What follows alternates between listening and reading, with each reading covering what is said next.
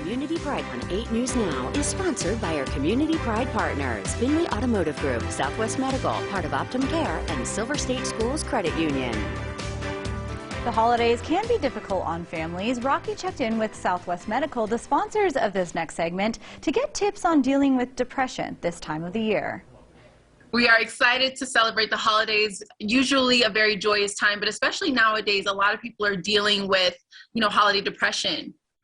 We suffered a lot of loss and obviously mental health issues. So let's just talk about what that means for communities. Absolutely, Rocky. The holiday season is a very festive and joyous time for so many, but it can also carry some stress and anxiety, including feelings of depression. And that's not surprising. It's such a busy time of year between preparing, cooking, cleaning, shopping, entertaining, and all of those things going on, in addition to the pandemic and the stress of the economy that can only worsen those feelings. Absolutely. So what are the signs that we should look out for ourselves and for the people that we love? Signs and symptoms of depression, though they may only occur once in your life, are likely to be repetitive as well. And those can include sleep disturbances, loss of interest in your normal daily activities, feeling of guilt or worthlessness, low energy or fatigue, difficulty focusing or concentrating, changes in appetite, including weight gain, different types of physical symptoms like headaches or stomach pain, and any just general feelings of feeling down or depressed. This is such an important topic for especially now. When should people seek help when they're feeling this way or when they know someone else is feeling this way? If anyone feels or sees these signs or symptoms within themselves or somebody they care about, it's so important to speak to them and help guide them to connect with a local healthcare provider. And when would you consider it an emergency for someone? If you or someone you know is considering inflicting self-harm or harming anyone else, it's important to connect them with local health authorities or even contact the National Suicide Prevention Hotline.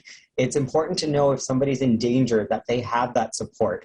Certainly if somebody is in imminent danger, calling 911 and staying with them, or if you feel the ability to safely get them to an emergency room, that would be the best thing to do. That's a great reminder. And if someone is not in a crisis or is not at that level, what should they do to cope with their feelings?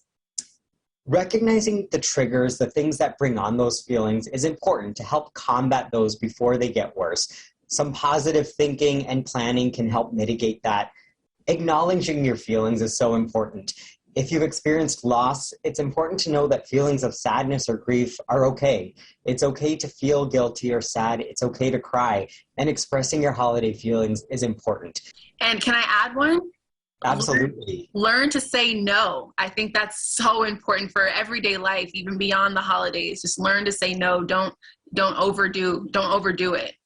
I agree with that. Saying yes when you should say no can only lead to worsening of resentment and feeling overwhelmed.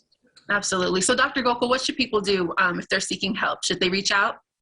Most definitely. If you or someone you know is feeling signs or symptoms of depression, sadness, or loneliness, please reach out to your primary care physician or a healthcare provider. They are here for you. We are all here for you. Thank you again to Southwest Medical Associates for being one of our Community Pride partners. Las Vegas